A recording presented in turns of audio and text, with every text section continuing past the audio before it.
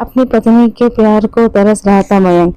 मयंक की साधारण सी छवि और साधारण सी नौकरी, कोई बनावट नहीं। सायंत के काम लेने वाला गुस्सा तो मयंक को आता ही नहीं था। अपनी प्राची को भी देखते ही पसंद कर दिया था मयंक ने। प्राची गेहुआ रंग, तीखे नैन नक्श के साथ बला की खूबसूरत थी। बस एक ही कमी थी उसमें कि वो खुद को तुलना हमेशा दूसरों से करती थी। इस शादी के लिए वो राजी नहीं थी, पर पिताजी की बीमारी की और माँ की भारी भारी डायलॉग के सामने उसकी एक ना चली। वो किसी को बोल ही नहीं पाई उसे ये रिश्ता मंजूर है और नहीं। उसे किसी ने पूछा क्यों नहीं। अभी जाने थे अलर्ट पड़ने कि प्राची गलत फैसला ही लेगी। फिर मयंक बहुत ही अच्छा और सुलझा हुआ लड़का था, तो चट मंगनी पर ब्याह वाली बात हो गई। और हद तो बात हो गई जब प्राची की पक्की सहेली की शादी एक बहुत ही अमीर घर में तय हुई। फिर तो प्राची के जमने की कोई हद नहीं रही। एक तो शादी के लिए किसी ने उससे पूछा नहीं, और शादी भी की तो एक मामूली नौकरी करने वाले से। प्राची की नजर में अंदर ही अंदर घुट रही थी, और उसका सारा गुस्सा निकला शादी की पहली रात को।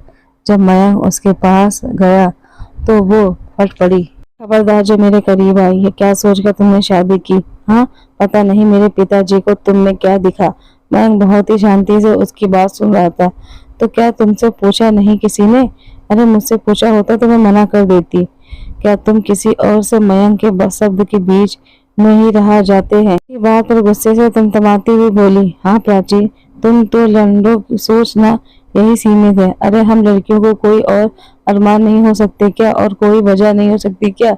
मयंक को अपनी कही बात पर पछतावा होता। वो काफी माफी मांगता और कहता है कि मैं अपने शब्द वापस लेता हूँ। चलो जाओ, बताओ क्या बात है?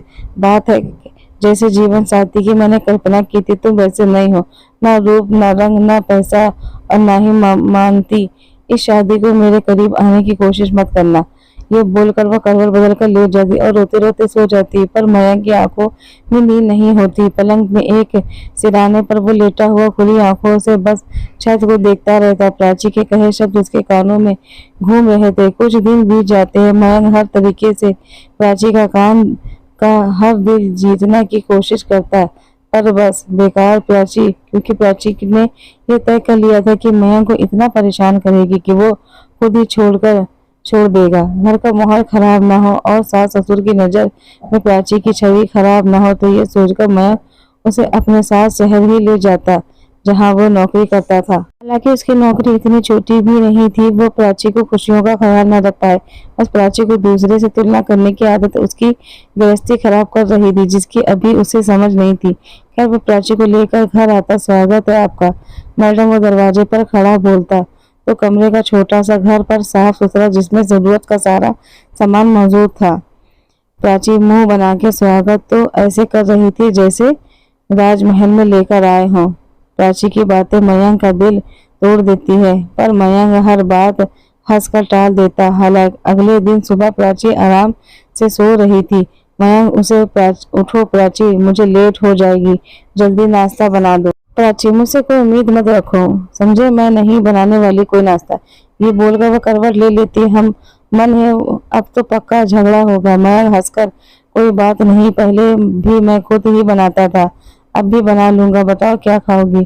प्राची, मन में किस मिट्टी का बना है ये आदमी, कितना भी कुछ कह दो गुस्सा ही नहीं आता। मयंक बोला, जल्दी क्या खाओगे? जहर। प्राची बोलती है, अब जहर तो मुझे बनाना नहीं आता, उसके लिए तो तुम्हें खुद ही मेहनत करनी पड़ेगी। ये बोल वो हंसता हुआ किचन में चला जाता। प्राची झल्ला जाती उसकी बात पर वो उठती नहीं। कुछ समय बाद मयंक वापस आता। मैंने तुम्हारे भी नाश्ता बना दिया है, ओके? ये बोल वो जल्दी से उसका माथा चूम लेता है और बाहर करके चला जाता है। ये सब इतनी जल्दी होता है कि प्राची को कुछ समझ में नहीं आता।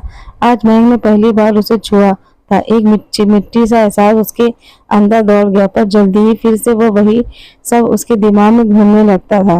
वो उठती और नहाकर तैयार हो जाती है। बाहर आकर देखती है टेबल पर नाश्ता रखा हुआ था और साथ में एक चिट्ठी थी। वो चिट्ठी पढ़ने लगती है। हम अब उठ गए ना, तुम्हारे तकिए के नीचे कुछ पैसे रखे हैं, घर पर बैठकर बोर होने की जरूरत नहीं है। पास में ही मॉल है, वहां जाओ और जिस चीज की जरूरत हो वो ले आओ। शाम को जल्दी आ जाऊंगा। बाहर मयंक। तुम्हारा मयंक चिट्ठी पढ़कर हल्की सी स्माइल कर जाती है उसके चेहरे पर और वो चली जाती है। बाहर मॉल में घूमते हुए उसकी नजर अपनी सहेली रूपाली पर पड़ी। उसने आवाज लगाई, रूपाली। रूपाली को देखते ही उसकी आंखें फटी की फटी रह गई। महंगी साड़ी, गहने, क्या ठाठ सी रूपाली की। रूपाली को देखकर खुशी से अपने गले लगा लेती है। यूं कहा कैसे तू? बस बहुत सुंदर लग रही है। प्राची होश में आते हुए उससे अच्छा हूँ तो पहचान में भी नहीं आ रही। इतने ही हैंडसम सा लड़का रूपाली के पास आकर मुझे नहीं मिलाओगी अपने सहेली से? प्राची, ये है मेरे पति। अब तो प्राची के जलने की कोई सीमा नहीं रही थी। रूपाली का पति बिल्कुल वैसा था जिसकी कल्पना कभी प्राची ने की नहीं थी। अब बस उसे मयंक पर और भी गुस्सा आने लगा था। उस पर से रूपाली के पति का रूपाली के लिए बेहिसाब प्यार आग में घी डालने का काम कर रहा था। वो प्राची के सामने ही उसके ज्वेलरी की दुकान पर ले गया और रूपाली के मना करने के बावजूद उसके गले में सोने की चैन पहना दी।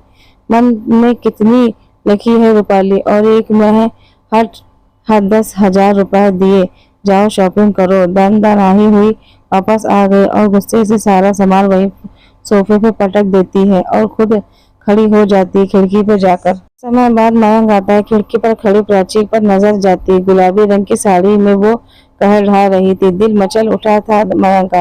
वो धीरे से उसके पीछे जाता है, उसके बालों में गजरा लगाने लगता है। अचानक से हुई इस हरकत से प्राची संभल नहीं पाती। वो पीछे पलटती तो मयंक को खुद को बेहतर कर ही पाती है। गजरा लगाकर मयंक उसको आईने के सामने ले जाता है और पूछता है, कैसा लगा? गुस्से में अपने बालों को जरा निकाल लो, वो कूड़े के फेंक दो। मयंक उसकी तरफ हैरानी से देखता है। ये लाओ वो तुम मेरे लिए इतना मामूली सा तोहफा, खैर कोई शिकायत कर रही हो जबकि मुझे पता है इससे ज्यादा देने की औकात नहीं है तुम्हारी।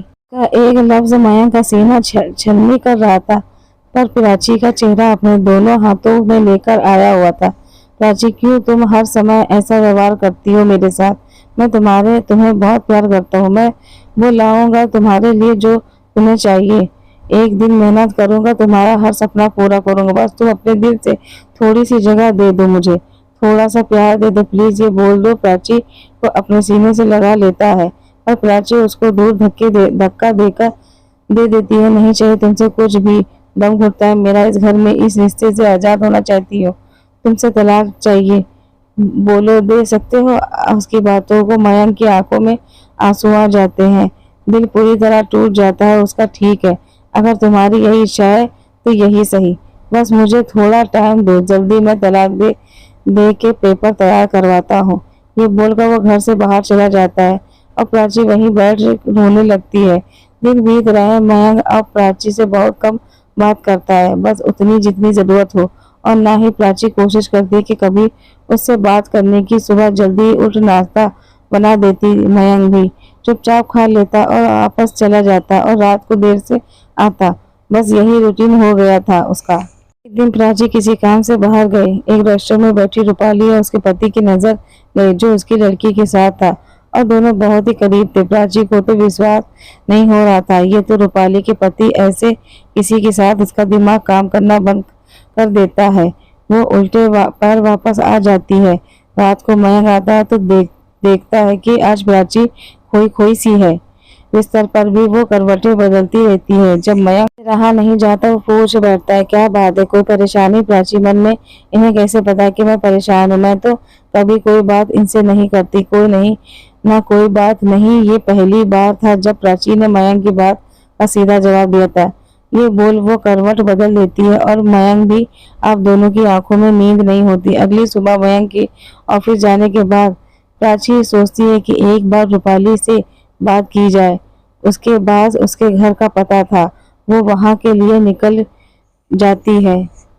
उसके घर जाते समय वो उसके लिए एक दो तोहफे ले जाती है। ये सोचकर कि खाली हाथ जाना अच्छा नहीं लगता। उसके घर के सामने पहुंचकर वो अपनी साड़ी ठीक करती हुई आगे बढ़ती है कि हाथ में से गिफ्ट वाले बैग नीचे गिर जाती है। वो उसको उठाने के लिए जैसे ही झुकती है कि उसकी नजर खिड़की में होते हुए अंदर जाती है। अंदर रूपाली अपने पति से चिल्ला रही थी, उसके किसी और लड़की के साथ संबंध है, शर्म नहीं आई आपको? अभी आपकी उसकी बात पूरी नहीं हुई कि 1 घंटा उसके मुंह पर पड़ता। रूपाली की पति उसका मुंह दबाते हुए औकात की रहा अपनी समझाती, अरे थी क्या तू मेरी शादी करने के बाद मेरी पहचान बनी है? ये महंगे कपड़े, ये जेवर, ये शानो शौकत कभी सोचा था सपने में भी? नहीं, यहाँ रहना है तो बस सब बर्दाश्त करना पड़ेगा। बाहर खड़ी प्राची को लगता है कि ये घर चांटा उसके मुंह पर मारा है, उसकी सोच पर मारा है। इतने में रूपाली एक जोरदार थप्पड़ खींचकर अपने पति के मुंह पर मारती है, और सारे गहने भी, ये रखो अपने गहने अपने पास, मुझे नहीं चाहिए तुम्हारा कुछ भी। मुझे एक प्यार करने वाला पति चाहिए, दिखावा करने वाला नहीं, जो बिना बोले मेरी सारी बात समझ जाए। ऐसी जीवन साथी चाहिए मुझे, और उसके साथ तो मैं झोपड़ी में भी रहूंगी, समझे? ये लो अपनी रूपाली पति घर छोड़कर चली जाती है, और प्राची अपने घर से सैकड़ों विचार उसके मन में घूम रहे थे। आज एहसास हो गया कि उसको वो कितना गलत कर रही थी। आज मयंक के लिए इज्जत बढ़ गई थी वो उसके दिल में। आज उसको समझ में आ गया था कि जीवन साथी पैसे वाला नहीं, सही प्यार करने वाला होना चाहिए। उसे खुद पर गुस्सा आ रहा था, आत्मा धिक्कार कर रही थी उसकी। अब उसकी सोच लिया था कि मयंक अपने लिए किए माफी मांगूंगी, उसके बाद मयंक को भी सजा दूंगी, वो भी कह लूंगी कि सोचो। सोचते हुए वो घर पहुंच जाती है। आज पहली बार ये घर उसे अपना घर लग रहा था। जल्दी से खाना बनाकर वो मयंक का इंतजार करने लगती है। मयंक घर आता है तो वो थका हुआ सोफे पर बैठ जाता है कि प्राची उसके सामने जाकर पानी। मयंक हैरानी से उसकी तरफ देखता है। इससे पहले कभी प्राची ने उसकी तरफ इतना ध्यान नहीं दिया। तो वो पानी का गिलास ले लेता है। वैसे मेरे पास भी तुम्हारे लिए कुछ है प्राची। एक टक उसकी तरफ देखती है। वो अपने बैग में से तलाक के पेपर निकाल के उसके साथ हाथ में रख देता है। प्राची को एक धक्का लगता है। मैंने अपने साइन कर दिया है, तुम भी कर दो, और तैयारी करो। कल रात को मैं ही तुम्हारे घर छोड़ आऊंगा, और तुम्हें किसी को भी कुछ कहने की जरूरत नहीं। मैं सारा इल्जाम अपने ऊपर ले लूंगा। ये बोल वो कमरे में जाकर लेट गया। प्राची बाहर खड़ी बौखला कर आंखों से उन कागज को देखती रही जिन पर मयंक साइन थे। खुद को नफरत होने लगी थी। उसको उसका दिल कर रहा था कि धरती पर जाए और वो उसमें समा जाए। अगली सुबह प्राची को उठने से पहले मयंक ऑफिस चला गया। प्राची उठती देखती है कि नाश्ता टेबल पर रखा है और साथ ही एक चिट्ठी थी। आज ऑफिस से ज्यादा काम है तो जल्दी चला गया। तुम तैयारी कर लो, रखना, रात को निकलेंगे। ये पढ़ते ही सबके रुके हुए आंसू बह जाते हैं। उसके रोते रोते वो बोलती है, कम से कम माफी मांगने का मौका दे दो। पूरा दिन रोती रही, वह खाना भी नहीं खाती। बड़ी मुश्किल से वो अपना सामान पैक करती। रात होती, धक्के कदमों में मयंक वापस आता तो रो रोकर आंखें उसकी लाल हो गई थी। वो अंदर आता है। बाहर सोफे पर ही प्राची बैठी होती, चेहरा मुरझाया हुआ है। मयंक उसकी तरफ बिना देखे सारा सामान रख लिया। ना कहीं कुछ रह तो नहीं गया? प्राची मन में, मेरा दिल रह गया है तुम्हारे पास। मयंक प्राची के पास जाकर चले वापस सामान उठाकर आगे बढ़ता है कि प्राची उसका हाथ पकड़ लेती है। मयंक के कदम रुक जाते हैं। वो पीछे मुड़ कर देखता है तो आंसुओं से भीगा हुआ प्राची का चेहरा नजर आता है। उसको ऐसे देख मयंक के दिल में एक टिस सी उठी है। क्या बात है, कुछ चाहिए क्या? प्राची का सब्र जवाब दे देता है और रोते रोते उसके सीने से लग जाती है। मुझे माफ कर दो प्लीज, मुझे खुद से दूर मत करो। मुझे समझ में आ गया कि पैसे से ज्यादा प्यार जरूरी है। मुझे एक मौका दो, मुझे तलाक नहीं चाहिए, नहीं चाहिए। रोने की वजह से उसकी आवाज साथ नहीं दे रही थी। उसके आंसू मयंक की कमीज को भिगो रहे थे और बेचैन कर रहे थे। मयंक को जिस प्यार का इंतजार था, मयंक इतने दिनों से कर रहा था, वो आज उसको महसूस हो रहा था। उसकी आंखों से भी आंसू गिर गए रहे थे। वो कसकर प्राची को अपने सीने से लगा लेता और रोते हुए बोलता है, फिर से छोड़ने जाने की बात तो नहीं करोगी ना, वरना मैं मर। फिर उसने हल्का सा दूर होकर, खबरदार दो दोबारा तुमने ऐसी बात कही। मयंक मुस्कुराकर उसकी तरफ देखता रहा। उसको अपनी तरफ एक टक पहनकर प्राची शर्मा कर